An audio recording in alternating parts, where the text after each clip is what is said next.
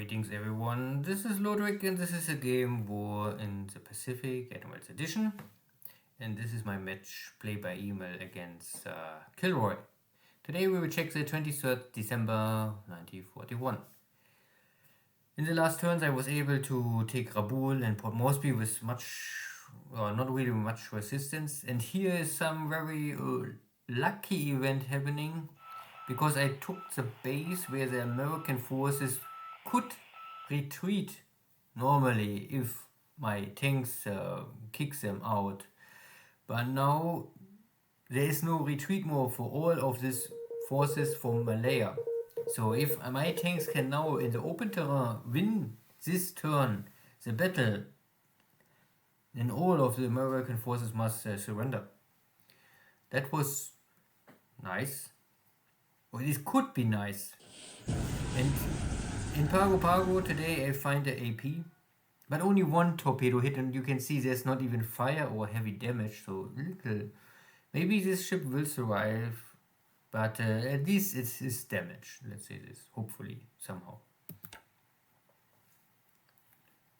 So a good start in the turn.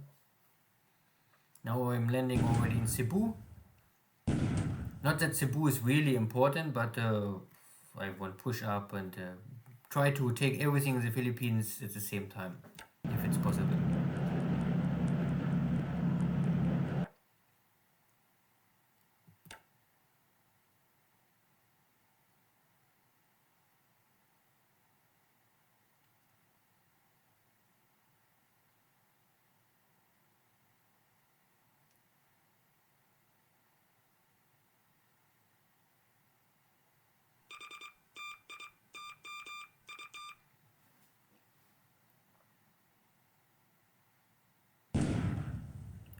More unloading.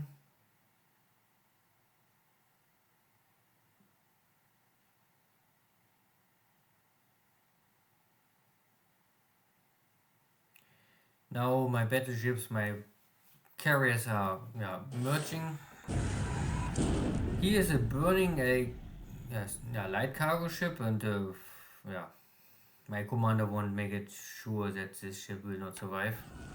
Sinking sound, okay.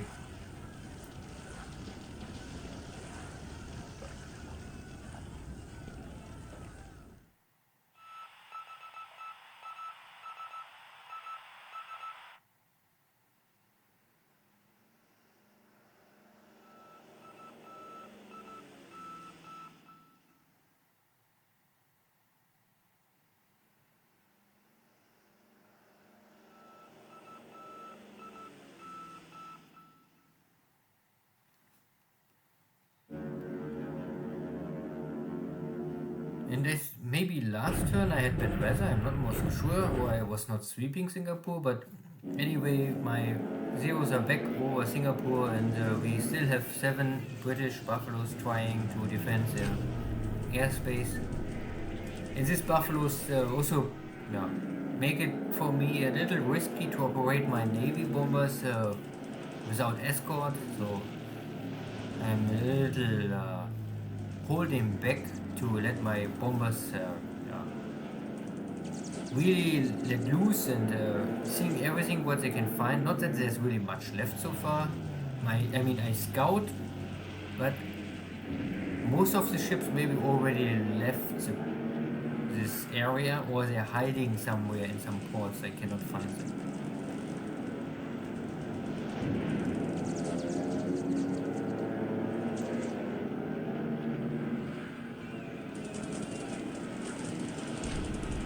And this looks all very nice.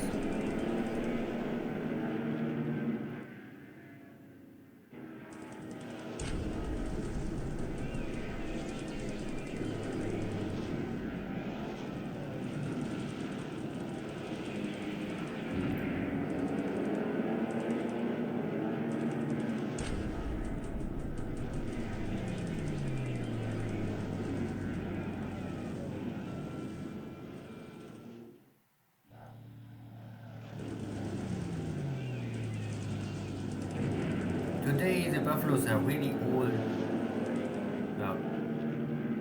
dying. most of the time before I had at least or maximum a 50% of chance of getting killed. Most of the time or often they only returning to base, but here it's I get more kills, but it's impossible to get a clean kill. There's always one enemy pilot good enough to kill one of my zeros at least.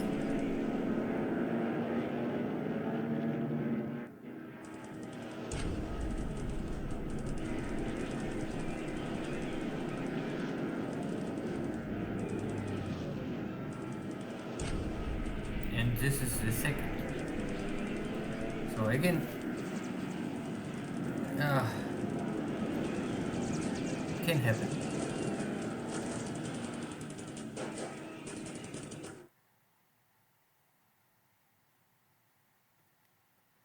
But if I losing here 2 zeros and can kill 4 or 5 buffaloes, it is still okay, because the strategic object is here making sure that there's no fighter more left to contest here this my fighters and air force at all. Good, now bombardment in China.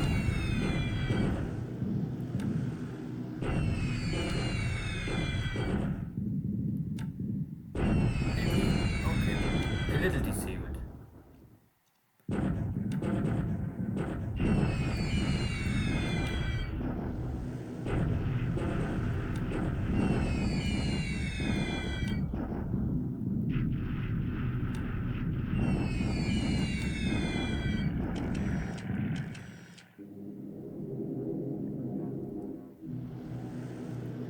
The B-17s are coming, and don't ask me why I don't have here cap, because normally I had cap, but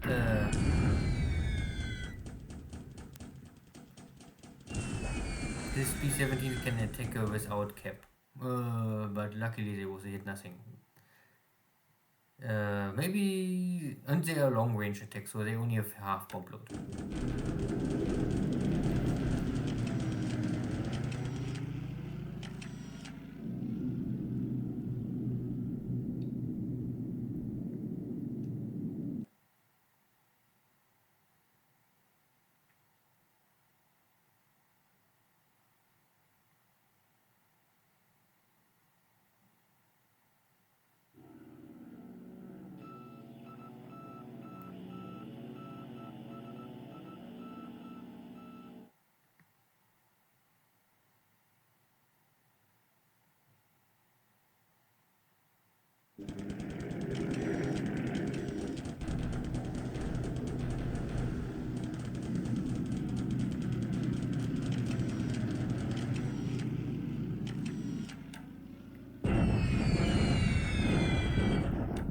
More bombardment.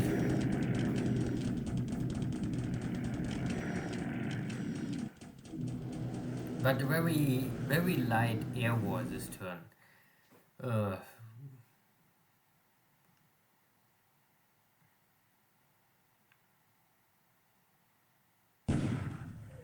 This is Johnson's Island, so somewhere nowhere. One cargo ship, no escort, so I think that my submarines also can use their deck gun and easy kill.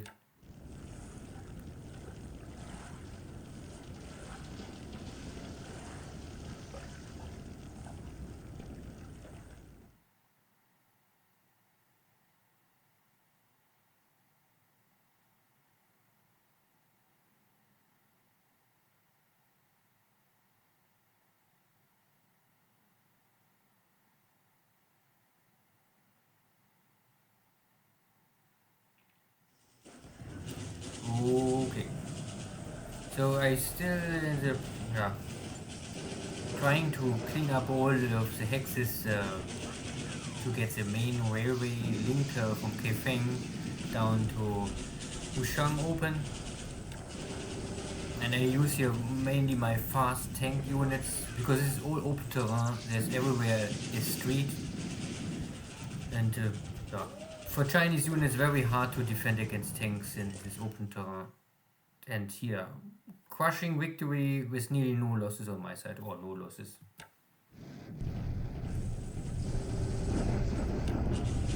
Here's also not more much left. In my 13th army, enter the city. No losses, well, not much.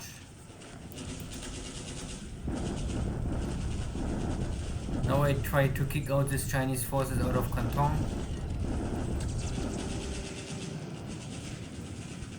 But you can see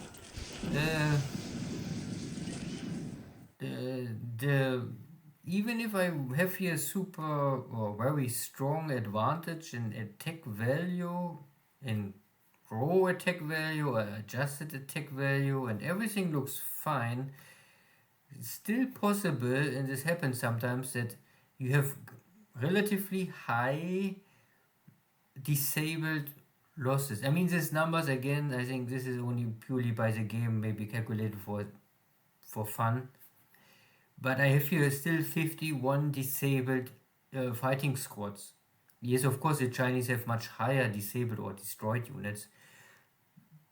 But it is a price in blood I have to pay. It cost me supplies and it cost me time to reactivate all of these units. I could ignore it and simply go out with these disabled units to the next city. But this is normally not this way I like to go. I like to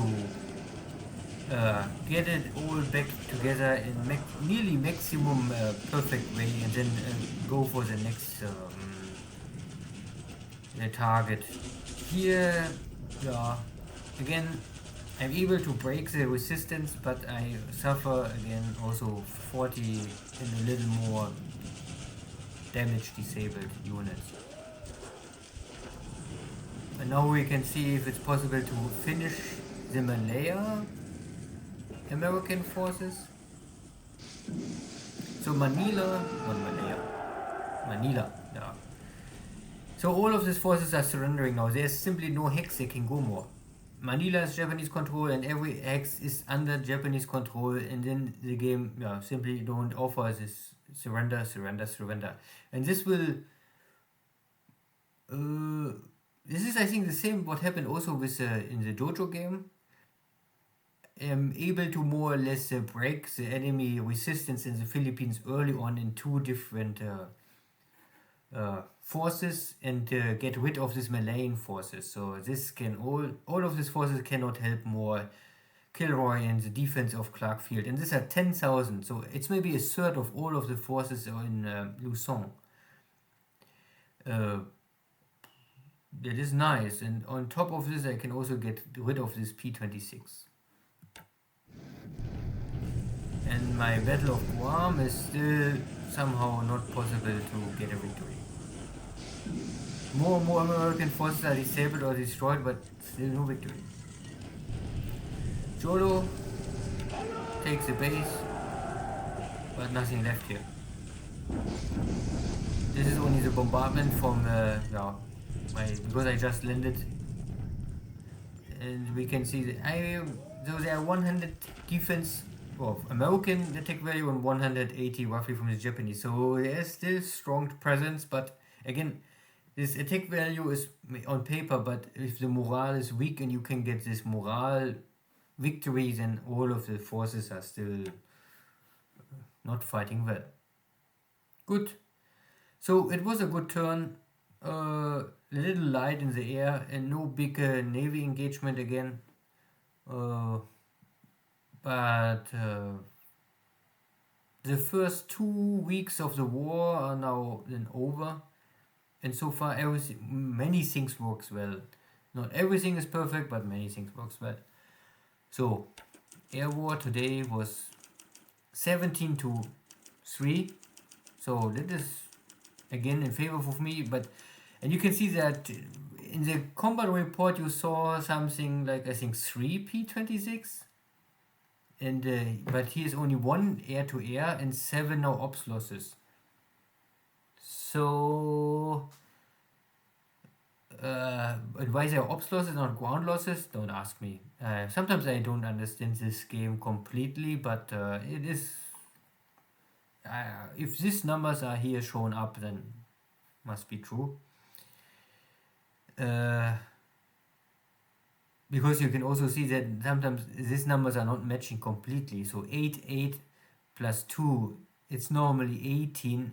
But so far I understand this is still fog of war numbers here, and these are maybe true numbers, but maybe nothing is really true in this game. I only know I lost 3 airplanes, and these 3 airplanes I can see here. 2 zeros killed air-to-air over Singapore, and one of my Ki-30 light bombers in China had accident, or whatever happens there. And I lost 2, these are the 2 fighter pilots for sure. Missing in action, killed in action, both over Singapore. Okay. Ship sunk. So I don't believe this, of course. The Harris had 1 torpedo hit, and I hear no sinking sound immediately. Well, I don't. Maybe the ship is damaged and crippled, but not likely to sink. And these are the 2 cargo ships. This is maybe okay, and the rest is a small one. Doesn't matter here. I don't have more the idea how many points I get here. Maybe 100 points or maybe more for all of the American forces getting destroyed. Maybe 200. I really don't care the points here too much. It's only sometimes I check them. And if I get here not a 3-1 kill points average advantage, then it's all meaningless. At least for the first 1 or 2 years. Yeah, so in China, I was able to kick out these forces of Katong, but my unit is getting a little, at least some units getting disabled. So here I have a division with 41 disabled units, so I will normally rest them, break them, and then it's normally faster to recover.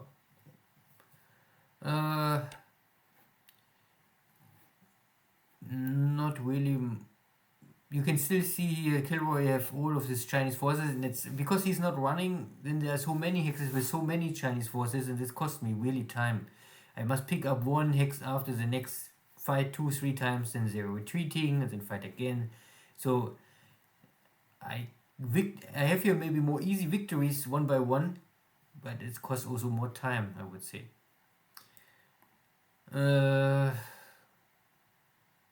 Yeah, not more really much to say here in China. Maybe it's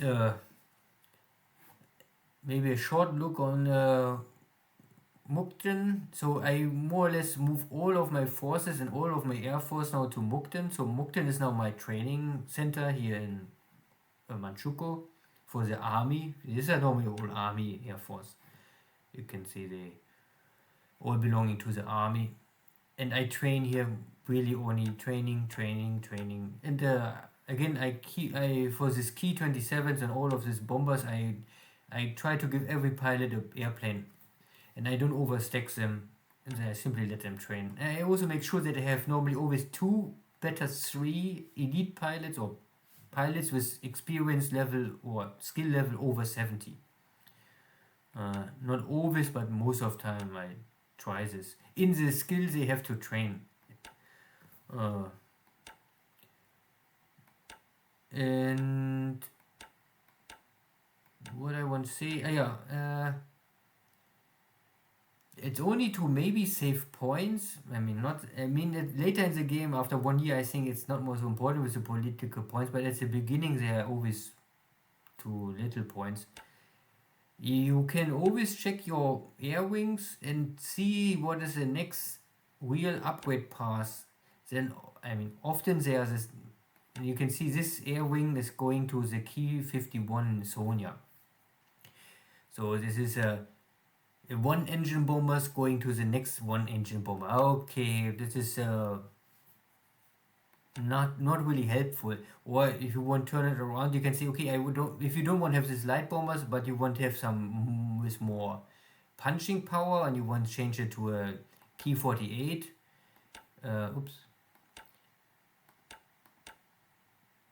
then the game always asks you to pay points for this. And you can do this, you can pay the points, or you can try to find the air wings. They have an upgrade pass already in the... Oops. No, not this one. Oh, too slow. This is a twin engine already. So slow. Come. Yeah. This is also key 51. Also key 51. Now I don't know more where is the twin engine. I think here in Hong Kong or Canton there was... no, I remember here.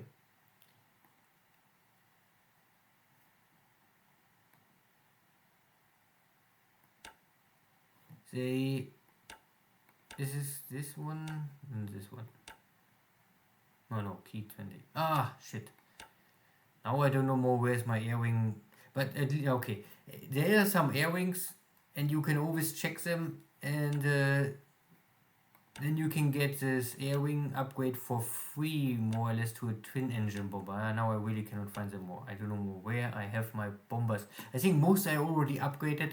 This is normally what I'm doing. It's the beginning of the game. I try to find all these light bombers with one engines, and then there's only two choices. If there's a free upgrade to a twin engine bomber, then I will try to push for this as soon as possible. And if they don't have a free upgrade to twin engine bombers, I normally try to get them all to key 30 bombers. Simply because the key 30 bomber, you can also have this the key 32. The problem is they carry the same bomb load. They both carry one 250 kilogram bomb.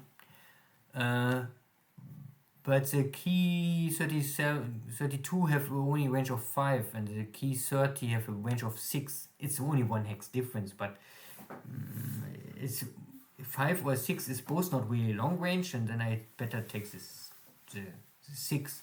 It's also this engine based on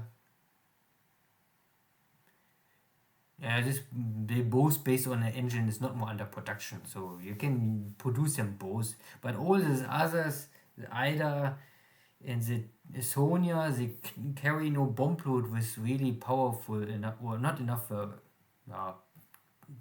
payload.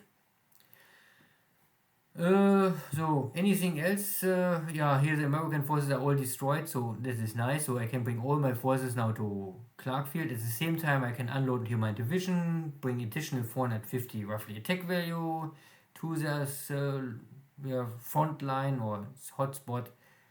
And now I have already 2,700 attack value. And the division is coming here, so 450 more. And here are more my tanks.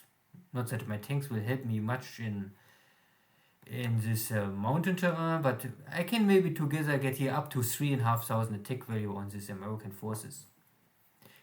And because these are broken, so I think there are maybe 1,000 American forces waiting for me, and I have roughly 3,000 and a little more. So I have the 3-to-1 advantage, but Clarkfield is 3-to-1, or is a triple defense hex, so it's enough to attack the base. Let's say this. Taiping will fall because I already entered the hex, so there's no forces left. So then I have everything, only Singapore is missing. And then Johor Bahru, I have now 1,500 roughly attack value. I must wait for all of the forces arriving so that I maybe can go with 2,000 on Singapore. I was not able to really cut the immersing in time. I catch maybe 5, 6, 7 units outside of Singapore, but most units are able to escape to Singapore. So I think here also maybe 2,000, maybe 1,000 attack value waiting for me. So this will be a little tough time, and I hope I will not damage too many of my units. My carriers are now on the way back, so luckily no airstrikes today. Not anything else here. Nothing, nothing, nothing, nothing, nothing, nothing, nothing. So more stuff arriving in Rabul. I have here already the Navy Command, the Navy Fleet Command, HQ, Air HQ, everything is arriving here. Some scout bombers, transport airplanes, everything is here. Scout planes arriving here. I just sent them last turn here in, so they had one turn to relax because they had high fatigue. Also the bombers coming in, they was on high fatigue, so they was resting this turn. I can maybe bring them active next turn to guard the sea around Rabul and Moresby and make sure that KilRoy will not make any sneaky attack on my forces. Good. And I really had no information about KilRoy's carriers or battleships. No information where the British battleships are, Prince of Wales and Repulse, and I also don't know where the American battleships are or his carriers. They showing up, attacking here my islands and the Marshall Islands, but this was the only first real attack he used against my forces so far. Good. Thank you all. See you next time. Take care. Bye bye.